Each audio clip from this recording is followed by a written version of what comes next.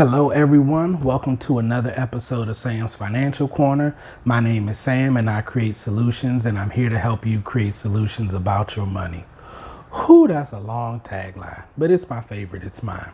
So, what we're going to do today is a story time video. Ooh, I don't want to sit up here and look extra round because they say the camera adds 10 pounds, and I don't want to add it. I've been trying to, lose a little weight.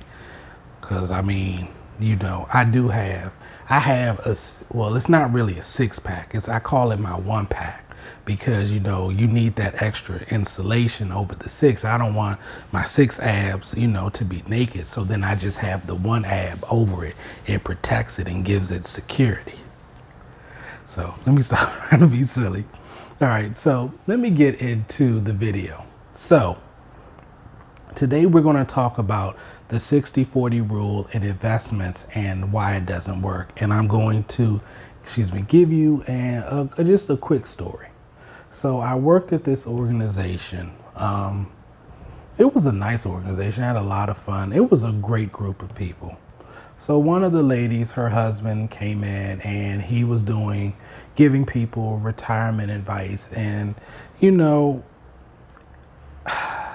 how you don't want to talk bad about somebody or say something negative, because I don't want anyone to think I'm saying something negative about somebody. But I want to say this is a don't. This is a definitely don't when it comes to personal finance and giving retirement advice. And so what this person did was gave everyone basically a blanket 60-40. And you don't do that when it comes to investments. Investments, especially retirement, need to be tailored to the individual. And that tailoring involves understanding their financial picture, understanding their financial goals, their age, where they are in their lives, their salary, and a whole bunch of other different things. All of those things are important when you are giving financial advice. No one should just ever give you, do 60% stocks and 40% bonds. 60-40 can make sense, but if everyone's just doing a blanket, or if that person is just giving everyone a blanket, they're not taking into consideration where people are financially.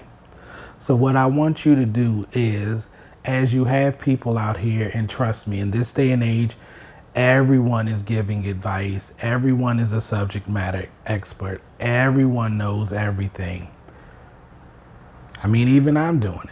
But what I want you to understand is I want you to come armed with knowledge. No two people are exactly alike, even if their financial pictures are very similar. Hopes, goals, dreams, income levels, all of those things matter when you have a professional who's creating a financial picture for you. So it's very important that when you're meeting with the professional, number one, a lot of people will sometimes use a whole lot of jargon that you don't understand. If anyone speaks to you with jargon that you are not familiar with and just throwing something, one word after another, after another, after another, they're just running game, even if they do know what they're doing. And here's why. If I have a client, I should not be using like the time value of money principle or any other principle that you're not familiar with without giving you an explanation, without being able to translate this word into a way that you will understand it. A person who takes the time to make sure you clearly understand is someone who gives a damn about you. Point blank, period. People who don't will throw a lot of jargon, they'll confuse you, and then they want you to pay for something. Don't pay for any service that you're not 100% sure about. Number two, you want to make sure that everything is tailored to you and where your life is. And you need a professional who's going to stick with you as your life changes. We get married, we have kids, we change jobs, we lose jobs. That financial person should be there with you to help you and help you manage that change accordingly. Number three, I know that everybody claims to know stuff and people sometimes just want to be helpful, but it's okay to get a second and a third opinion. It's okay to do a Google search. It's okay to talk to someone else you may know. And that's why it's very important to have a circle of people in your life that you trust. So, I mean, I do like to share something. I do like reality TV, and I watch Married to Medicine. And one of my favorites is Dr. Jackie, and they had a fight. You know, they always fighting and stuff. So her and another lady were in the car. They were leaving. She's like, "Do you think you and such could ever be friends?" And she said, "Friendship has levels," and that hit me. And I'm like, that's true. Friendship has levels. And so what I'm saying is, make sure that as you begin to grow professionally and want to have a better life for yourself, that you include people who are doing something with their lives and can add value. And it's not about a one-way street of them adding value to your life. You also can add value to theirs.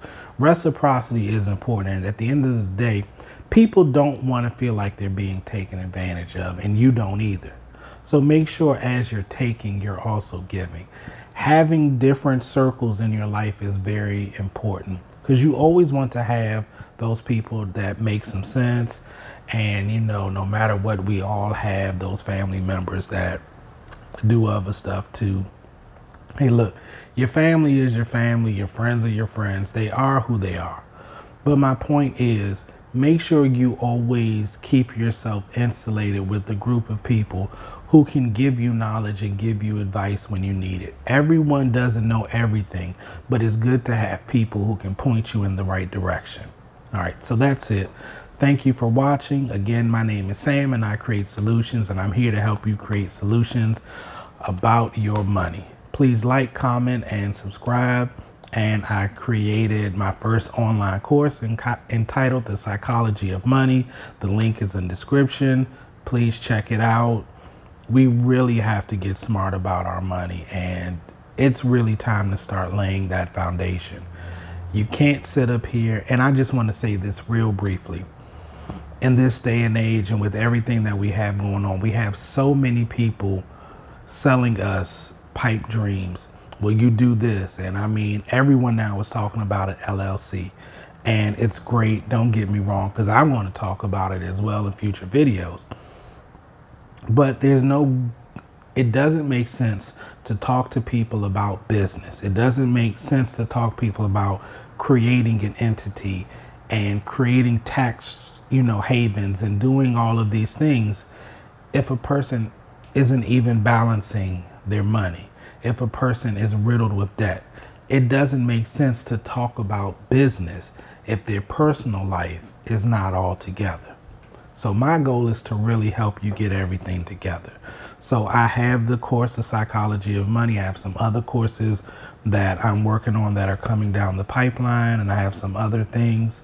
And of course, my channel. So please, of course, like, comment, subscribe, share, and just remember, make this journey fun for yourself. Learning about money and changing your habits is hard, but once you do, you'll be glad you did. Because remember, in this life, it's not just about us. It's about those that we love and that we're connected to. All right, so thank you for watching. Take care, and I'll see you next time. Bye-bye.